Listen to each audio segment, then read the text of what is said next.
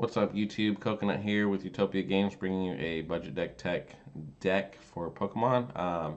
This one's actually one that I find very near and dear to my heart. This is a fun deck, Delphox budget. Before I jump into it, I wanted to show you guys my win-loss ratio on here. A lot of people don't believe me when I tell them how well I've been doing with this deck. With this win-loss, it's at a little over 78% on the wins. And I edited the deck, played 3 games, and then won all 3. So that's technically at a 100% win rate for the new version of the deck. But 78% win rate, very fun. Very good for a budget deck. Granted, some of those are against weird donkey decks where they just don't have the packs to build good decks, and you're playing basically against starter decks. But I would say overall, most of the games played were against straight tournament decks, Volcanions, Mewtwo's, Decidueye, stuff like that. Uh, so very good, I think personally. Win-loss rates. Just had to point that out. Pretty cool. All right, so we're gonna jump right into the deck, and then I'm gonna start telling you the prices after each section for Pokemon trainers and energy, of course. So let's go ahead and jump on in. We have 4 of our basic Fennekin. Of course, you need 4. Can't play your guy without the basic. I am playing 3 Braxians. I was afraid of a lot of the item locks with the rare candies. I didn't want to get stuck with one of these in the prizes and basically auto-scooping at that point in time. Plus, his attack isn't that bad. I've got stalled a couple times on him where I just couldn't draw a Delphox or anything to get him out. And he was just ditching energy off their active Pokemon quite a bit. So it stalled me out on stalled them out a couple times, and then just kind of bought me enough time to get to the win. But for 1 energy, 20 damage, flip a coin if heads, you're discarding energy. Not bad for an attack on a stage 1. But here's the main attacker. He is a stage 2 Delphox. He has 140 hit points. His first attack is also another good stall if you cannot draw the energy you need for whatever reason. 1 fire, 40 damage, and your opponent's active Pokemon is now asleep. Another attack that I did stall with a couple times to get the DCE and a couple fire energy or whatever else I needed at the time. But it just straight puts them to sleep. You don't have to flip a coin, don't have to do anything. They're just asleep. Not the main attack though. This is the main attack. Psystorm. 3 colorless energy. You're doing 20 times the amount, 20 times damage equal to the amount of energy in play, both yours and your opponent's Pokemon. So very good attack, and this thing can get really astronomical in the numbers. A couple of games I was doing a little over 300 per attack. You have decks like Volcanion and the Mega Mewtwo's are just stacking energy. And this was really making them think on, man, do I play more energy? Every energy I play is an extra 20 damage. And while they are knocking you out, sometimes with 1 hit, just depending on if you have the break or not, they are only getting 1 prizes. So when you revenge kill, you're drawing your 2. And usually this deck seems to be, in my experience, the deck seemed to be a little slow at the get-go, or at least it felt that way. But then all of a sudden you realize, wow, I only lost 1 prize, and now I'm, just getting 2, 3 prizes at a time. Pretty cool. But yeah, Psystorm, main attack on there. Play 4 of the Delphoxes. 3 of the Delphox breaks. This puts you at 180 hit points, so it's out of that 1-hit KO range. And then it gives you the ability Flare Witch, which lets you go through your deck and pull a fire energy out and put it to any one of your Pokemon. Very good card. Once again, with this, you only need 3 energy on your active. It's not 20 times the amount on him, it's 20 times in play. So you do want to start beefing up your other Delphoxes on the bench while you're sitting there attacking with this one. Especially if you have the break and you already have 3 energies, just pull those energies out of your deck and throw them on the bench. And that's 1 less energy you draw too, which is always very nice. Volcanion was in there for the mid to late game. Can't just play Delphox, even though it felt like I could on some games. There were a few games that I had a Delphox out, did attack or 2, it got knocked out, and then I was power heatering energy back onto either a Delphox or the Fennekins on the bench. But for 1 energy, you're doing 20, and then you can choose 2 of your bench Pokemon, attach a fire energy from your discard pile back onto them. Basically, for every 2 fire energy you're putting on, you're bumping up 40 extra damage, which is pretty cool. Then he has, of course, Steam Artillery, 100 damage for 3 energy. You're not really using that attack. I think I maybe did it once or twice. But these guys are very cheap. You are looking at Fennekins were 13 cents, Braxians were 10 cents, Delphox was $1.07, Delphox breaks were $1.90, and Volcanions were $1.81. Now this is using TCG's market price, so if you do shop around, you could find some of these guys a lot cheaper. I think if you look on eBay right now, you're looking at Delphoxes. I think you get a playset for 99 cents, and that's pretty ridiculous how cheap that is compared to what a lot of, you buy them on TCG, that's, $4, but if you buy them on eBay, it's only $1 free shipping. I mean, you just save $3 right there. Same with Delphox breaks. I think you get a playset for like $2. Whatever, super cheap. Anyways, the total for those guys was $16.23. Very, very cheap for a Pokemon setup. Trainers is definitely where the money always goes when you are building decks, but once you do have most of these trainers, it's universal and you can just put them in and out of decks like I've said before. All right, and on to the trainers. So we have 3 rare candies. I did have 4, but I dropped it down by 3. I seem to draw them more often than I wanted to. I sometimes would just draw it and I'd already have a Delphox out. So drawing a second or a third one too early in the game is just not optimal. 3 was more than enough. 2 super rods. I found myself putting either back a Delphox and a Delphox break with 1 energy or something of that combination.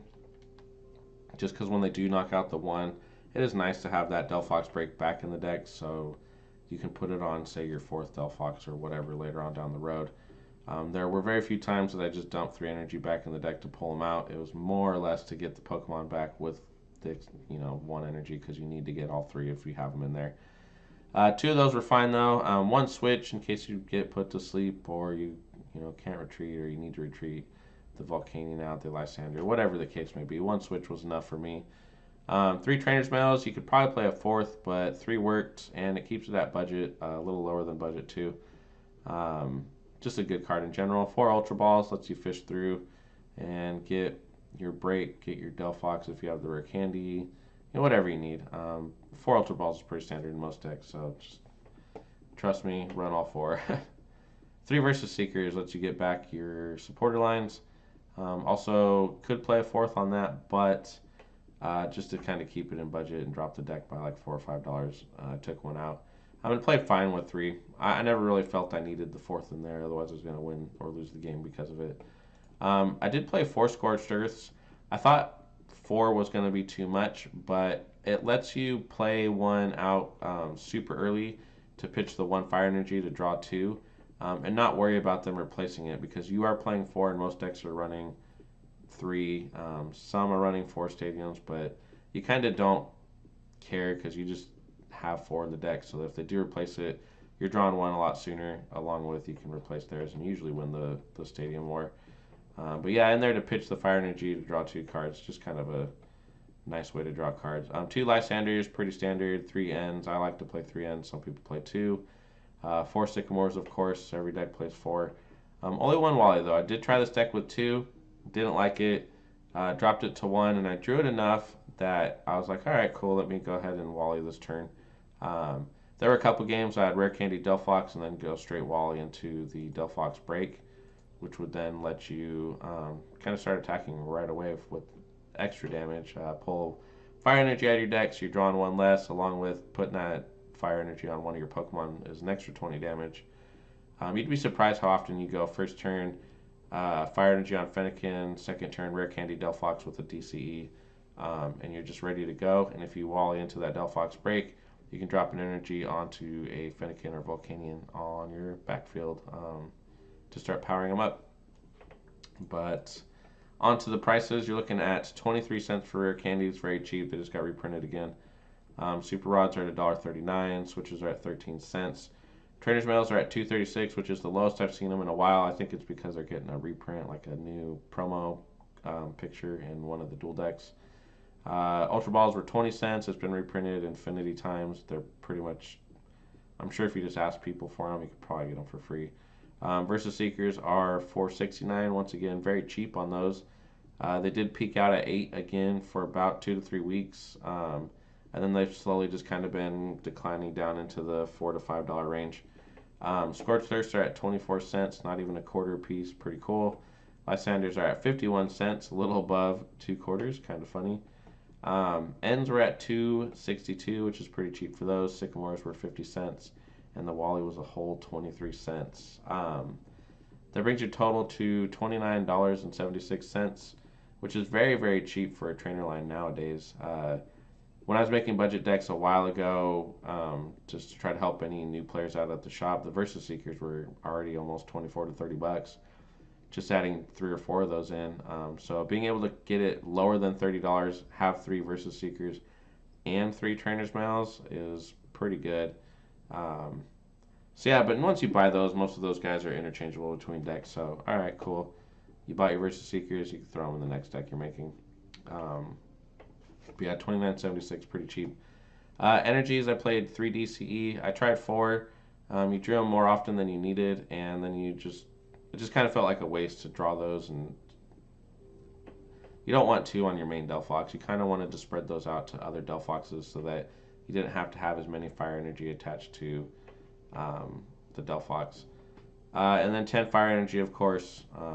You do want to be able to pull them out with the Flare Witch ability, but you don't need more than 10 because you don't want to draw 1 every turn.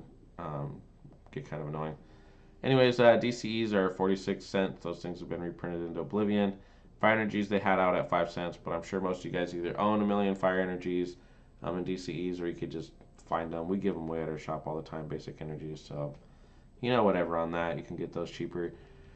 Overall, you're looking at $47.87, which isn't too terrible considering if you did shop around, you could probably get this deck for around the $40 budget. If you did shop around on eBay or try to find just cheaper things in general for the deck itself. Anyways, let's get on to the numbers for the deck. As far as fun goes, I gave it a 9. This was probably one of the most fun decks I've played in a while. Very off the beaten path. It wasn't Umbreons, it wasn't Decidueyes, it wasn't Volcanions. It's something your opponent, when they see it, they see your Fennekin and you put an energy on there like Delphox, whatever, this guy sucks. And then all of a sudden you're one-hit KOing GXs and EXs and drawing prizes all day. I'd imagine it's a pretty big surprise for them to see that hit like that, especially if they're just kind of playing all nonchalantly and not thinking too hard. You can really catch them by surprise and get a quick victory. As far as power goes, I put it at a 7. It has the ability to just keep scaling energy as long as you keep playing energy and your opponent keeps playing energy. But at some point in time, you do end up stopping or running out of energy.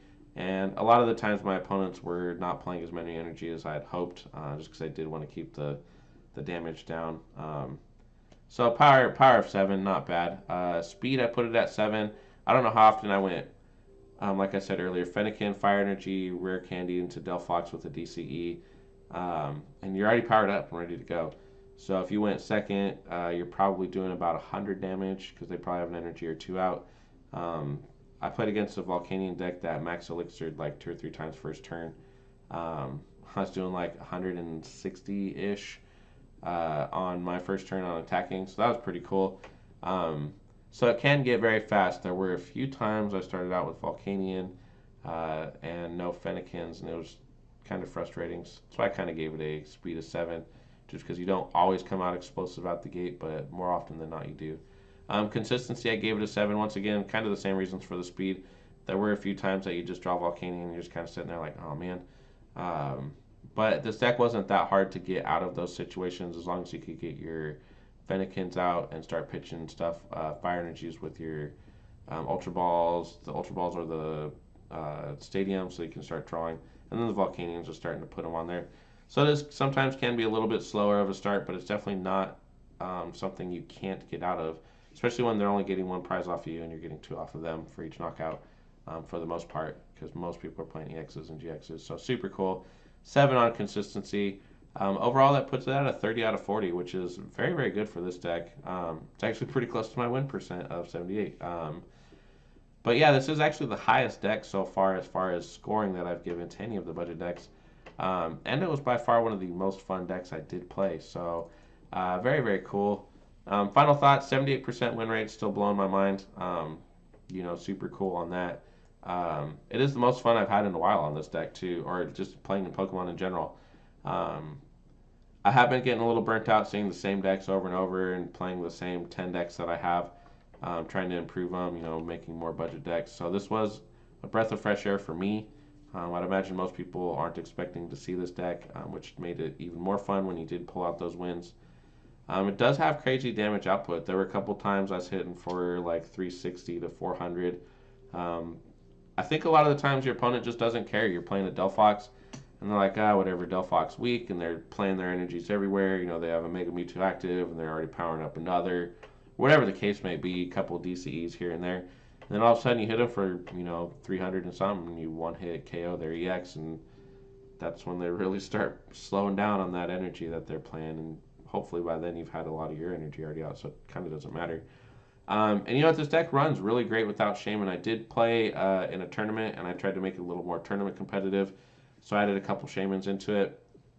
And of course, it was like, all right, cool, Shamans, let me draw 4 or 5 cards. But, honestly, if you didn't have a Shaman, I almost want to say that this plays a little better without one. But it's just me liking this deck a lot. So I'm not going to say that adding a Shaman to the deck won't make it better, but it definitely runs great without it. So those are my overall and final thoughts on this deck. The 78% win rate, I'm just going to keep repeating in my head. That's just blowing my mind still. So yeah, overall this deck, I definitely give it an A+. Build this deck, play it, have a lot of fun. It is a super fun deck. Take it to your locals, and you actually do pretty well with it. You might not get first place, but out of a 4-round tournament, I'd imagine once you've gotten the hang of the deck and you know the matchups, you're probably going to go about 3-1 with this deck. If the very bare minimum, even if you just drew the worst hands, you're probably still going to go 2-2. This deck is very, very fun and very consistent. So have fun at your locals. Don't take this to regionals. Don't take this to worlds. Don't take it to intercontinentals or whatever they're calling those now. You will definitely get obliterated. I don't think this thing can survive a 12-round tournament and still have that crazy win rate. But at your locals, this thing's pretty cool. And the deck is just super cheap. A very, very good, very plus on my end. So yeah, that's the deck. A lot of fun. Go ahead and like, comment, subscribe. Let me know if you built the deck and what you would change to it or what you did change to it and if it made it any better or worse. And definitely let me know your win percentages. I'm going to continue to think about this every time I see the deck and see that 78% win rate.